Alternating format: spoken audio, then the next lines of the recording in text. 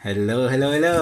Welcome back po sa channel natin and today another power station na naman po ang ating itetest. So, ang brand po nito ngayon ay Vanpa. Hindi ko na maalala kung ilang watts ba itong binili ko. So buksan na natin. Matagal ko na kasi nabili. So nalimutan ko na kung ano ba yung mga pinagbibili ko. Ito yung charger niya. Silipin natin. Medyo malaki naman. 12.6 volts na 6 amps. So nasa 75 watts. Ayan. So protected naman siya. May foam pa. Medyo mabigat. Mukhang maganda yung quality.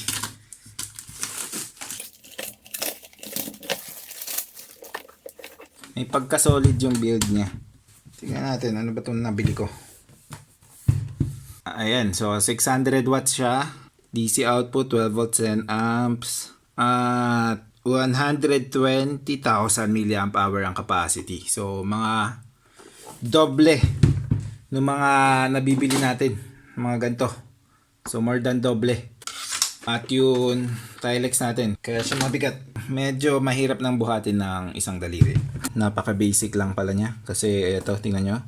Dalawang 5 volts USB, hindi siya quick charge, hindi siya QC 3.0.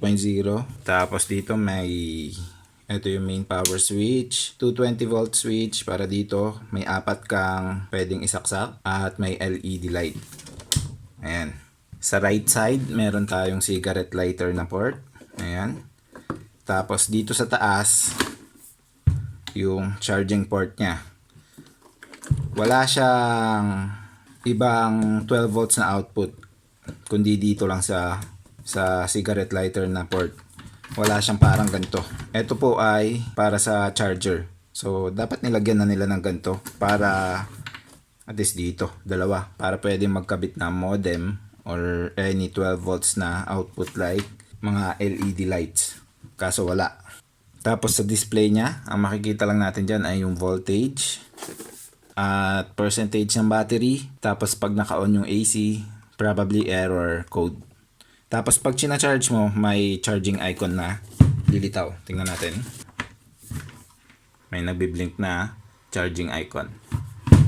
Just to confirm na hindi quick charge yung USB, test natin. So yun o, 5 volts at 1.5 amps lang yung maximum. Tapos lahat kulay pula na. Meron pa sila isang model na ito yung may kulay orange, yung ganito, ang itsura. So I guess ang advantage nun ay baka QC 3.0 yung USB kasi kulay blue yung kulay ng USB nun. Ito ay kulay puti lang. Check natin yung output ng inverter.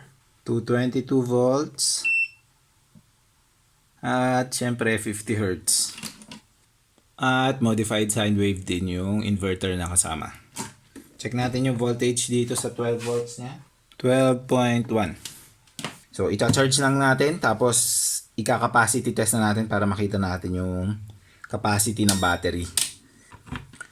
Yung charger niya ay yan, may fan. Kasi medyo parang 60 watts ata to. Check natin yung wattage. Ayan, so 60 watts nga.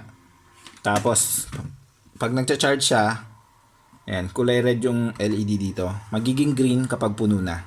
Yung charging time pala nito mga nasa 6 to 7 hours. Dahil ang capacity nito ay nasa 444 watt hours. So, ang claimed na capacity kasi ng battery ay 120 amp hour. Para makuha natin yung watt hours, i-multiply natin sa battery voltage which is 3.7. 120 amp hour times 3.7 nasa 444 watt hours.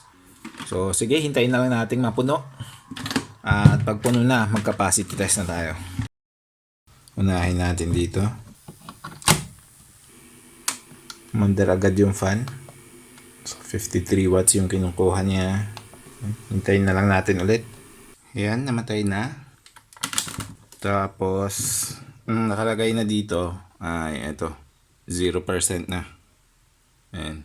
Tignan natin kung ilang watt hours ang na-save. Ayan, so 0.28 or 280 watt hours. Tapos 265 minutes. So kung 50 watts ang load mo, which is yung LED light ka natin na sinaksak ay nagtagal lang siya ng mga 4.4 hours. Almost 4 hours and 30 minutes. So, i-charge na ulit natin para ma-capacity test naman natin dito sa 12 volts output. Habang nagcha-charge pala, tignan natin kung pwedeng gamitin. Hindi pa pala natin natetest. Turn on natin. Yun, pwede ngang i-turn on yung light. So, pwede habang nagcha-charge. Yung USB, pwede rin. Malamang gumagana yan 12 volts. Yung AC. So kapag lobat na pala nagbi-beep siya. Ayan. So pwede siyang gamitin kahit nagcha-charge. Ayan, 6 hours na tayo nagcha-charge at 100% na yung nakalagay dito. Pero kulay red pa rin siya at meron pa rin kinukuha ang 42 watts. Hindi na rin nakalagay yung charging na icon dito, pero bait kulay red pa rin siya. So hintayin ko lang kung mamamatay ba to. Ayan po, fully charged na. Inabot siya ng 7 hours and 30 minutes. Almost 5 hours para umabot sa 99%.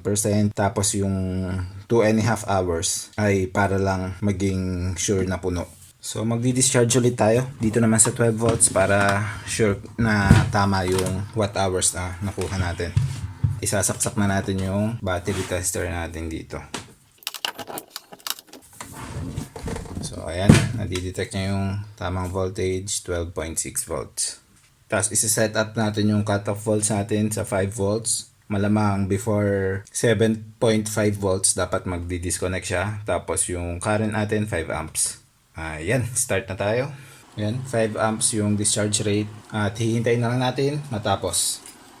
Kung mapapansin nyo sa mga maliliit na power station, pag nag-discharge tayo kahit 3 amps lang bumabagsak agad sa 11 volts or 10 volts. Ito, 5 amps, 12 volts pa rin yung voltage niya. So, malakas yung battery. Ayan po, tapos na yung capacity testing natin. Yung binili nating power station, ang capacity niya ay 120 amp hour at 3.7 volts or 1S. Pero sa loob nito, nakaset up talaga yung battery niya at 3S or 11.1 volts. Tapos makikita natin dito sa capacity testing natin, meron dito 30.7 amp hour. Yung amp hour na to ay hindi to base sa 3.7 volts. So hindi mo pwede i-compare yung 120 amp hour sa 30 amp hour na nakuha natin dito. Kasi magkaiba sila ng voltage. Ang pwede mong gawin ay kunin natin yung watt hours or i-divide natin yung capacity nito into 3 kasi yung voltage nito is for 3S. So 120 amp hour divide natin ng 3 magiging 40 amp hour. So ang nakuha natin 30 amp hour. So parang 75% lang yung nakuha natin. Hindi natin nakuha ng buo kasi yung capacity testing natin tumigil agad at 8.5 volts para ma-protect niya yung battery para mas magtagal. So hindi niya fully discharge to empty talaga yung battery natin. Mas gusto natin yon para mas magtagal yung battery. Another way po ng pag-compare ng capacity which is mas maganda ay yung pagkuha natin ng watt hours. Ang pagkuha po ng watt hours ay i-multiply mo lang yung capacity. So in case dito 120, multiply mo sa voltage ng battery which is 3.7 volts nga. So ang makukuha natin ay 444. Tapos sa capacity testing natin, makikita natin yung watt hours na nakuha natin which is 340 watt hours. So kung kukumputin mo yan, ganun din. 75% lang din nung nakuha. Mas madaling mag-compare ng watt hours kasi hindi mo na iisipin yung voltage. Mas maganda rin na tignan natin yung watt hours kasi dun din natin madaling makikita kung gaano katagal maglalas yung power station natin based sa watt hours lang. Unlike sa amp hour, yun, kailangan mo pa rin kunin yung watt hours kung amp hour lang ang meron kang values. So, ang nakuha natin, 340 watt hours. Mukhang mas mataas siya dun sa capacity testing na ginawa natin gamit ito. Malamang sa power losses, mukhang hindi efficient yung inverter nito. So, ayun po, 75% lang yung nakuha nating capacity, which is 340 watt hours. Baka uulitin natin yung pag-test dito sa inverter niya kasi masyadong malayo yung capacity na nakuha natin. 280 watt hours yung nakuha natin dito, pero dito 340. So parang nasa 60 watt hours yung difference. So ita-charge natin ulit yung power station and then uulitin ko yung pag-discharge gamit dito sa inverter. Ayan po, na-test ko na ulit.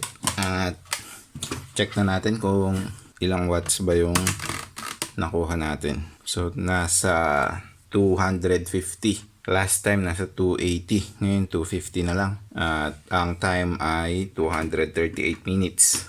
So, naging 3.9 hours, almost 4 hours yung tinagal. So, halos 30 watt hours yung nabawas sa kanya after 2 cycles pa lang. So, i-charge ko ulit at ika-capacity test ulit natin. So, nag-capacity test ulit ako gamit itong battery tester natin na nakakonect directly dito sa battery natin. At ganun pa rin yung nakuha nating capacity. 30 amp hour or 343 watt hours. So, hindi naman nagbago yung capacity ng battery. Pero yung nakuha natin dito ay bumaba. So, ang iniisip ko kung bakit magkaiba yung watt hours na nakukuha natin sa battery tester at watt hours na name-measure natin kapag kinabit natin sa 220 volts ay dahil magkaiba yung low voltage disconnect nitong 12 volts output dahil nakaka-direct yan sa BMS. So, yung low voltage disconnect niya ay low voltage disconnect ng BMS. Tapos, yung 220 volts na output natin, ang low voltage disconnect niya ay hindi nakadepende sa BMS kundi sa inverter mismo or dito mismo sa control unit ng power station. So, mas mababa yung low voltage disconnect nitong nakakonect sa 12 volts output. So, ang susundan na lang natin na capacity talaga ay yung nakuha natin dito sa battery tester, which is 343 watt hours. Ang susunod po, bubuksan na natin. May sticker dito. May sticker sa battery, kaya ayaw bumukas. Ayun. So, ayan po. May bakante naman dito ang luwang pa ng space. Pwede natin kabitan ng ganitong connector para meron tayong 12 volts output na DC parallel plug yung connector. Silipin natin yung battery. Yung battery ay... Oops. Ay! Shoot! Ano ba yan? Na-short natin. Positive kasi yun. Dumikit dun sa ating negative. Silipin natin yung battery dito. Wala akong makitang markings sa batteries natin, sa cells, kung ano talaga yung totoong capacity. So, 15 cells in parallel na nakaset na 3S. So, kung yung capacity na nakuha natin ay 30 amp hour, di ba? So, parang 2 amp hour ang isang cell. Or kung i-compare natin yun sa claimed na capacity nila, which is 120 amp hour, ito ay equal sa 90 amp hour. So, kulang tayo ng 30 amp hour. Mukha naman okay yung BMS na ginamit nila. Tapos, dito, mapapansin nyo, ito yung positive ng battery, negative ng battery. Dalawang wire yung ginamit nila. At ito, makikita nyo, nakaparallel lang lahat. I mean, nakakonect lang directly yung itong output ng cigarette lighter sa battery. So, ang protection niya, BMS mismo. Yun na nga, yun sabi ko, na kahit naka-switch off etong power station, pwede kang kumonect dito sa 12 volts kasi yun nga, nakadirect lang siya sa battery. Tapos yung charger, ito yung charging input. Ganun din, nakadirect lang din. So wala siyang charge controller or anything. Kapag sinaksak mo yung charger mo, diretso kumokonek sa BMS ang battery. So ang protection mo lang yung BMS, which is medyo delikado kasi kapag nagloko yung BMS mo, ay yun. Pwede mo nang ma-overcharge to. Ito pa naman yung cells na pwedeng sumabog. Ayun, delikado siya. Kung nakadirect na connect lang siya dito sa battery, pwede mo rin siyang gamiting output. So, hindi lang pala siya input kasi wala nga charge controller. So, tignan nyo. Saksak natin to. Makakakuha tayo ng voltage dyan. Yan yung voltage ngayon ng battery natin, 9.5 volts. Same lang yan. Nakakonect lang siya dito. 9.5 volts. So, pwede kang mag-connect ng ilaw dito. Tulad nito, 12 volts. Try natin. Switch. Ayan. So, nakakonect lang pala sa battery. Napaka-basic lang na power station. Wala nang ibang features na isinama. Etong buong to, inverter lang to. Tapos yung display, eto. At yung inverter naman natin, mukha namang 600 watts. Papasang 600 watts. Ayan. Tapos meron siyang dalawang fan. May intake na fan Tapos may exhaust. Tapos yung space, makikita nyo dito, maluwang pa. So baka ito rin yung casing ng mga mas mataas na capacity kasi meron silang iba't ibang version eh. Mamimili ka kung anong capacity ng battery niya. Kaya siguro may space pa dito para dun sa mga mas mataas ang capacity. Kaya din siguro hindi nila nilagyan ng mga barrel plugs dito kasi nga sinasagad siguro nila yan para dun sa mas mga high capacity na version. At yung battery naka double sided tape lang. So hindi naman siguro yan mag-i-slide. Kasi kung madikit naman yung tape, yun lang, kapag bumitaw yung tape, pwedeng tumama dito. Kapag nabagsak nyo, or naalog-alog, pwedeng mag-move. Ayun lang ang makikita natin dito sa loob. So next, itest na natin yung inverter nya. Iwan natin bukas para makita natin yung temperature. Saksak natin yung extension natin. Nagbibip siya kasi lobat na. 220 AC yung nakalagay. Confirm nga natin kung totoo. 203 lang kaya. So kahit ano sigurong voltage talaga nung lumalabas, ang lumilitaw lang dito 220. So parang sinasabi niya may 220 output, although hindi 220 yung totoong voltage. Try natin yung clip fan natin. Tingnan lang natin.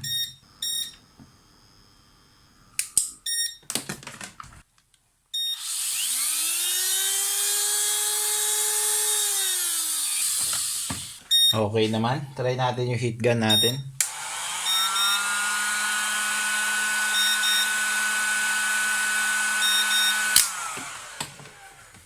Naging dalawa na yung beep kasi 6% na lang yung battery. Kaya niya naman paandarin yung ating heat gun. Ito daw ay 600 watts. So gagamit tayo ng isang halogen bulb natin which is 500 watts. Saksak natin.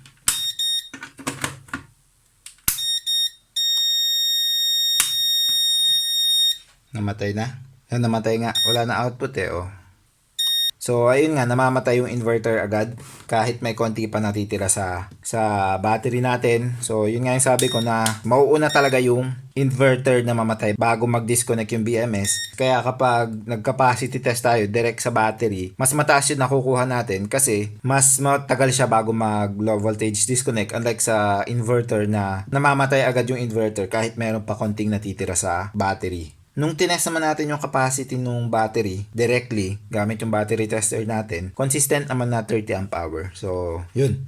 Charge ko lang muna. Tapos, itetest ulit natin yung inverter. Ayan, 81% na. Pwede na siguro natin itest ulit. Try ulit natin yung halogen lamp natin kung hindi na siya mamamatay. Ayan, 420 watts. So, kaya niya naman. Saksak natin yung ating DC power supply. Nag-blink. Bumaba siguro yung voltage nung tinurn on natin yung power supply. Check natin yung oscilloscope. Ayan. Tapos turn on natin yung power supply. Tingnan natin kung ano nangyayari. Ayun. Bumababa nga. Tapos nagre-resume din. So kapag may surge, ganun yung nangyayari. Ang load natin 398. Ano pa ang pwede nating isaksak?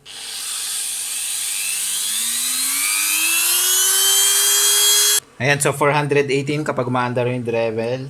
Tapos tataasan natin tong power supply.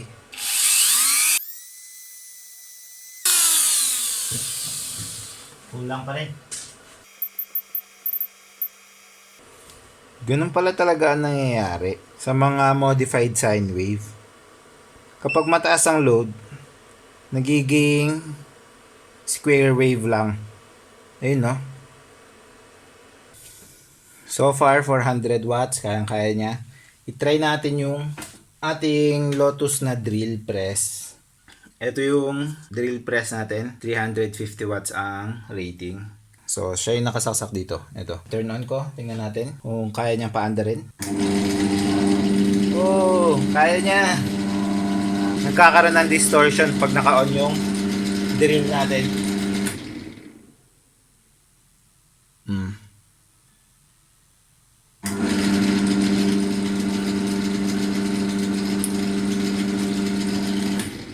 So, sakto. 200 watts yung drill.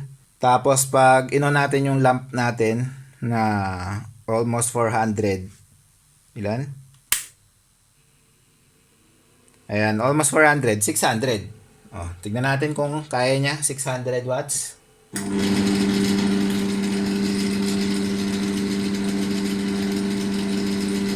492 nga lang eh.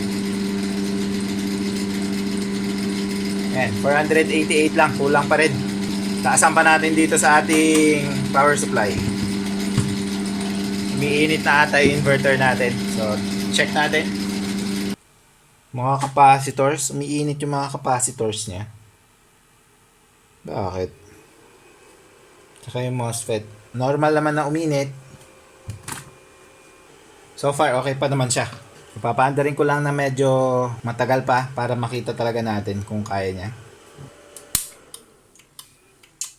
Oh, nag-error. Overload ba? Ulit natin yung lamp. Ayan. Laptop charger. Namatay. Bumagsak na yung battery. So, kaya niya naman yung 600 watts. Ang problema lang kapag niloadan mo ng 600 watts, in 30 minutes or less, lobat agad to. Kasi konti lang yung capacity ng battery. 343 watts lang. Yun na test natin. Actually, kapag dumaan nga dito, 280 lang. Less than 30 minutes pa yun. Try pa po natin mas mataas na load. Try natin yung grinder natin. Ang rating nito ay 850 watts. So, ma-overload na kaya? Kaya.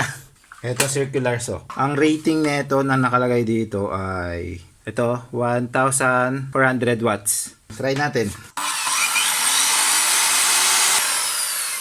Kaya niya naman. Again po, modified sine wave to. At may mga nagsasabi, hindi magandang gamitin sa mga motorized na application. Katulad ng mga 39 natin.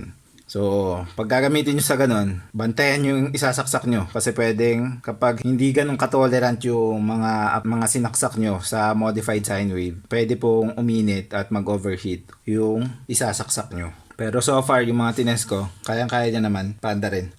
So, kung tatanungin nyo, pwede kaya ito sa ganitong appliance, sa ganyang appliance. Tingnan nyo lang po yung rating ng appliances nyo. Basta below 600 watts, pwede po yan. Pero kapag mga motorized, may mga surge na current, yun, pwedeng makasira sa inverter. Kahit 500 watts yung motor. Kung may surge current yun na mataas, pwede niya masira tong inverter natin. Pero so far naman, pinakamataas na na-try natin na may mataas na rating, ito, 1,400 watts. Napapandar niya naman. Pero baka pag lagi mong ginagamit, masisira to. So, ang kadalasan din pong tanong sa atin ay kung gaano katagal ito maglalas kapag sinaksak natin yung, kunyari, electric fan or TV dito. Madali nyo na po mako-compute yun. Kayo na po mag-compute kasi iba-iba po kasi yung wattage ng mga appliances natin. Alam naman na natin yung total watt hours nung capacity ng battery niya. So, nung tinext natin, 280 watt hours ang nakuha natin dito. So, for example, meron kang TV na 40 watts. Tapos sinaksak mo dito, so i-divide mo lang po yun, 280 watt hours divided by 40 watts equals 7 hours. So, pag sinaksak mo ang 40 watts na load dito at fully charged yung battery mo, pwede siyang mag-last ng 7 hours.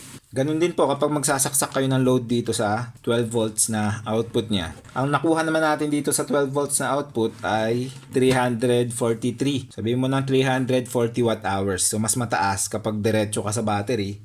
Tignan mo lang yung watts ng load mo, tapos i-divide mo lang sa 340.